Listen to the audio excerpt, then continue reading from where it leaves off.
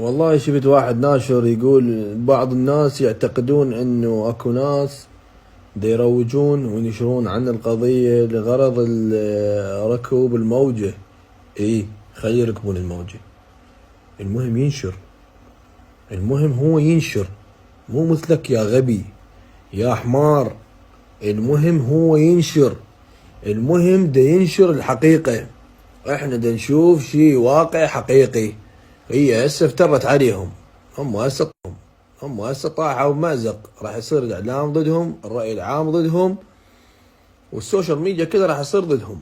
واضحة ليش؟ لان من قد ما الناس جاي تنشر الحقيقة اول باول، ايش قد ما هم يحجبون سواء هاي تطبيقاتهم واللي بيها واعلامهم وحقوق الانسان وغيرها اللي حطوها وحقوق المدري منو، كلها افترت الانسانيه. بدي اشوف الانسانيه وين اللي جاي يحجون عليها، قوانينهم هاي على اساس، كلها افترت ضدهم. فشير حبيبي، شير، تركب الموجه ما تركب الموجه، تركب تاكسي، انشر حبيبي، هاي قضيه.